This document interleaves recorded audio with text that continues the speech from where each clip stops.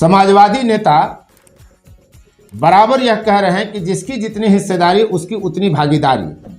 क्या यह संभव है, या वर्गीय आधार पर मजबूत जातियों को सशक्त करने के लिए कमजोर जातियों को बेवकूफ बनाने का एकमात्र स्लोगन भर है, जिसकी जितनी हिस्सेदारी उसकी उतनी भागीदारी? सवाल तो यह भी है कि जियो लालू यादव ये कह रहे हैं कि जिसकी जितनी हिस्सेदारी उतनी भागीदारी होनी चाहिए, तो क्या 243 सीट में 15% अगर यादवों को मान लें, 20% मान लें, तो क्या 50-60 सीट पर ही वो विधानसभा में अपने कैंडिडेट देंगे?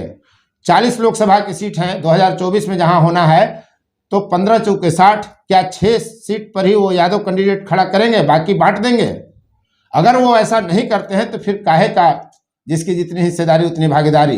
क्या बेवकूफ बनाने के लिए 110-12 जातियां जो बची हुई हैं 1% से कम वाली, उसका ये सूत्र नहीं है? मेरे साथ प्रोफेसर शिवपूजन है और हम इन्हीं से सवाल जानते हैं। बड़ा सामाजिक राजनीतिक मुद्दों पर इनका अध्ययन है, किताबें भी लिखते हैं, गीत भी लिखते हैं, भारत और बिहार की राजनीति पर अच्छी पकड़ रखते हैं। तो ये जिसकी जितनी हिस्सेदारी उतनी भागीदारी पर आपको क्या लगता है कि संभव है? सबसे पहले सोचना यह है कि यह बात राजनीति में सामने क्यों आई। ये तो पहले जगदेव बाबू ने कहा था। जगदेव बाबू ने कहा 100 में 90 शोषित है, 90 भाग हमारा है।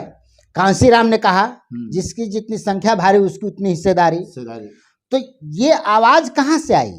आवाज आई जो राजनीतिक रूप से पिछड़े हुए थे, कमजोर थे, जिनमें राजनीतिक चेतना की कमी थी। तो अलग अलग आंदोलन के माध्यम से इनके नेताओं ने यह बात राजनीतिक पटल पर लाई सामने, वरना ये पहले बात भी नहीं होती थी। पहले तो कांग्रेस के जमाने में हम सुनते थे कि जो पढ़ा लिखा रहेगा, जिसको बुझाता है वही ना बनेगा नेता, वही ना मंत्री बनेगा, नहीं तो जाहिल बन के क्या करेगा। ये स्थिति थी। कांग्रेसी लोग यह प्रचार करते थे और जनता में बात जाती थी। जनता कहती थी नहीं भाई, ये अनपढ़ की चीज नहीं है, पढ़ा लिखा लोग है, फलाने बाबू बहुत पढ़े लिखे हैं, वहां से पढ़ के आए हैं, दिल्ली से पढ़ के आए हैं, तो अमेरिका से पढ़ के आए हैं, तो वो न बनेंगे। लेकिन उन पढ़े लिखे लोगों में इतना जातिवाद था, ऊपर से आवरण था लोकतंत्र का, भीतर से कूट के घोर जातिवादी थे। और उनका जो काम था, तो धीरे धीरे जनता उनके पास जा करके देखी वो करते क्या है। अगर वो राजपूत जाति के हैं तो राजपूत जाति का ही ठेकेदार बहाल होता है, राजपूत जाति शिक्षक बहाल होगा, उसी को नौकरी मिलेगी। भूमिहार है तो वही मिलेगा, उनके जातिवाद का पोल खुलने लगा। हाँ, तो जनता धीरे धीरे समझ लगी कि ये तो लोकतंत्र की बात करता है, हम सबों के नेता हैं और करता है अपने जात का। तो ये बात जनता में आई, इस बात को नेता ने समझा, पिछड़ों दलितों के नेताओं ने इस बात को समझा, इस समस्या को समझा। उन्हें उनके विकास में ये चीजें बाधक थी और तब उन्होंने आंदोलन शुरू किया। लोहिया जी ने कहा पिछड़ा पावे 100 में 60, 100 पाने के बांधी गांठ, पिछड़ा पावे 100 में 60। तो जाहिर है सही कहते, जनगणना के आधार पर कह रहे थे कि 60% बैकवर्ड है, इसको दे दो। क्योंकि वो जानते थे कि कांग्रेस पिछड़ों की राजनीति नहीं करती है, तो अगर उनको राजनीति करनी है कांग्रेस के खिलाफ तो पिछड़ों को संगठित करना होगा। तो लोहिया ने यह कहा और बहुत कारगर हुआ वो, यानी उसी के आधार पर कई जगह संविध सरकारें बनी। हालांकि वो टिकी नहीं बाद में, लेकिन संविध सरकारें बनी कांग्रेस के खिलाफ, ये कम बात नहीं है। तो कहने का मतलब ये है कि राजनीतिक रूप से एक बात तो तय है कश्यप जी, कि राजनीति में उसी को हिस्सेदारी मिलती है जो राजनीतिक लड़ाई लड़ता है। और जहां तक पिछड़ों की बात है, पिछड़ों में जो कहा जाता है कि 3 दबंग जातियां हैं, यादव, कुर्मी, कोयरी, यही लोग सत्ता की मलाई खाती हैं, यही सब कुछ ले लेते हैं, बाकी लोग को नहीं मिलता है। तो उसका कारण यह है कि लड़ाई में अगुआ वही होता है, तो अगुआ जब होगा तो हिस्सा लेगा। तो पहले सवर्ण अगुआ था तो वो लेता था हिस्सा, बाकी को नहीं देता था। ये लेता था। तो फिर परिवर्तन क्या हुआ? हाँ, परिवर्तन यह हुआ कि पिछड़ों में एक तबका राजनीति में आया। इन्होंने अपनी मर्जी से जितनी जरूरत हुई, जहां मान लीजिए चंद्रवंशियों की संख्या है तो वहां चंद्रवंशी को ला दिया। नीतीश कुमार ने आज जहानाबाद से चंद्रवंशी को जिताया, सांसद बना दिया। वहां से कोई चंद्रवंशी सोचता था क्या? नहीं, सोचता नहीं था। लेकिन पिछड़ा ही जीत जाए ये कोई नहीं सोचता था, लेकिन ऐसा हुआ। तो जरूरत, राजनीतिक में दबाव होता है, प्रेशर। अगर प्रेशर आपका नहीं होगा, आप हिस्सेदारी मांगिए, आपको मिलेगी। घर में एक बाप के 4 बेटे होते हैं तो कोई बहुत दुलारा हो जाता है, एक को ज्यादा मिलता है, 3 को कम मिलता है। लेकिन जब वो चिल्लाता है तो बाप ये नहीं कहता तुम मेरे बेटे नहीं हो, नहीं इसको भी दो, इसको भी दो, इसको नहीं, चुप नहीं करा, इसको भी चाहिए, इसको ज्यादा मिल रहा है, दो। तो ये चीज है, ये परिवार के अंदर की लड़ाई है। और परिवार के अंदर की लड़ाई को अगर आप बाहर ले जाएंगे तो फिर दूसरा फायदा उठाएगा। परिवार के अंदर लड़ना है। नहीं तो परिवार के अंदर लड़ना है तो आप संविधानिक स्थिति क्या है कि वर्गीय आधार पर आरक्षण मिल रहा है, तो जाति को कहाँ लाभ हो रहा है? वर्गीय आधार पर जब आरक्षण मिल रहा है पिछड़े को, अति पिछड़े को, अनुसूचित जाति को, तो उसमें भी आप देखेंगे अनुसूचित जाति में भी कि जो दबंग जातियां हैं, चमार, मीणा राजस्थान में मीणा, चमार और पासवान ही प्रमुख रूप से मजबूत जातियां हैं। बाकी लोगों को कहीं कहीं बिहार के संदर्भ में अगर देखें तो कहीं पासी इक्का दुक्का आपको नजर आ जाएगा, कहीं भुइयां नजर आ जाएगा, बाकी वहां भी जातियां नहीं है। तो पिछड़ों में भी वही है कि यादव, कोयरी, कुर्मी, बाकी सब साफ। तो उनका तो कल्याण नहीं हो रहा है, इसके लिए आप संवैधानिक बदलाव क्यों नहीं किया? सबसे बड़ी बात है कश्यप जी, ये जो आप बात उठा रहे हैं कहीं ना कहीं ये समाज में बात आ रही है, तभी तो ये बात सामने आ रही है कि पिछड़ों के नाम पर तुम सत्ता ले लिए और बाकी लोग को छोड़ दिए, बाकी पिछड़ों को छोड़ रहे हैं, बाकी पिछड़ों को छोड़ दिए। ये आवाज उठ रही है, शोषण हो रहा है, ये आवाज उठ रही है। आज यह मामला जातीय जनगणना के साथ ही उभर गया। लोगों को पता चल गया कि मेरी इतनी आबादी है तो हमको हिस्सेदारी चाहिए।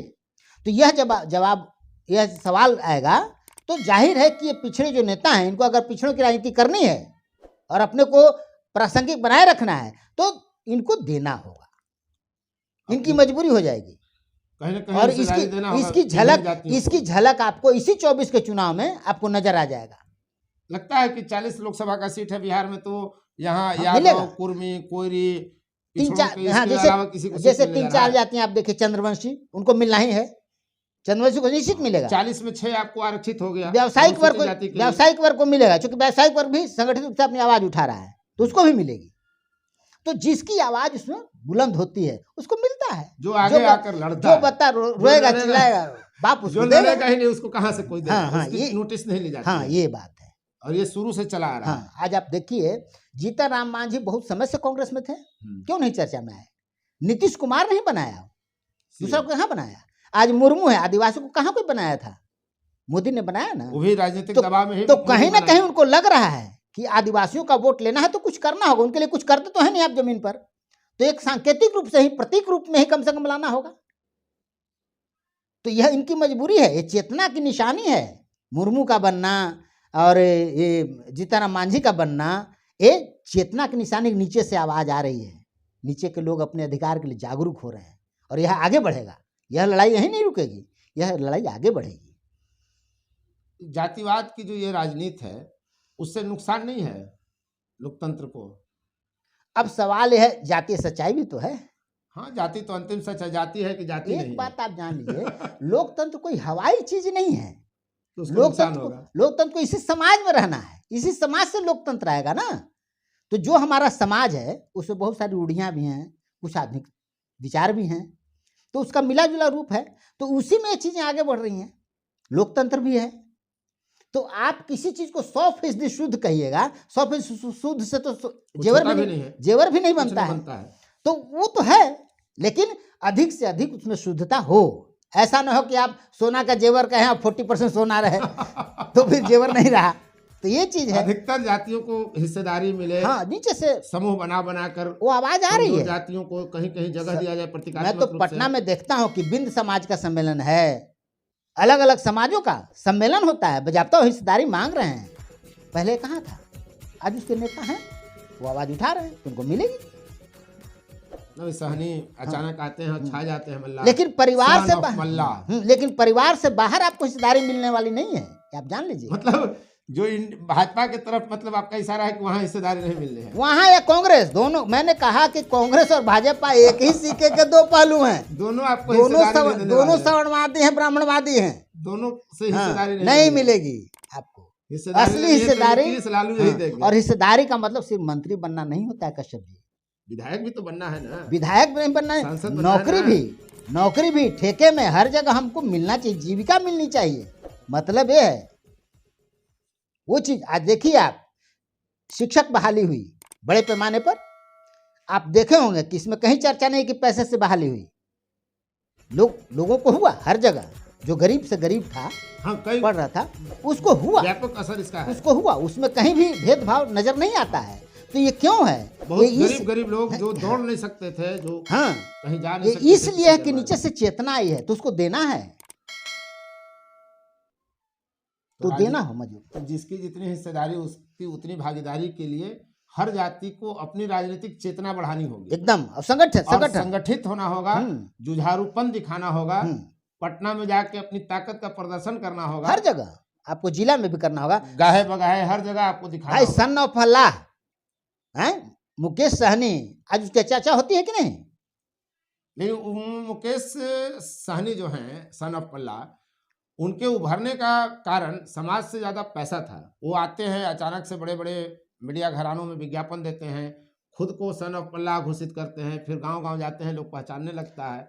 तो एक बात तो आप जान लीजिए, अब राजनीति बिना पैसे के नहीं होगी।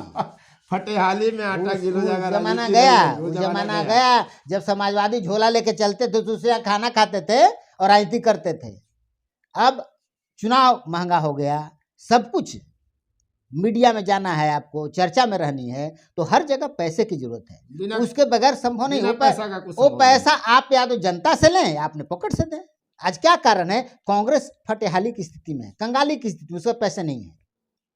आज क्राउड फंडिंग कर रही है कांग्रेस पार्टी का, अभियान चल रहा है, जनता से पैसा लेना। क्यों? पैसे की कमी हो गई है। कांग्रेस के नेता तो अरबपति हैं, करोड़पति हैं, लेकिन कांग्रेस पार्टी गरीब हो गई है।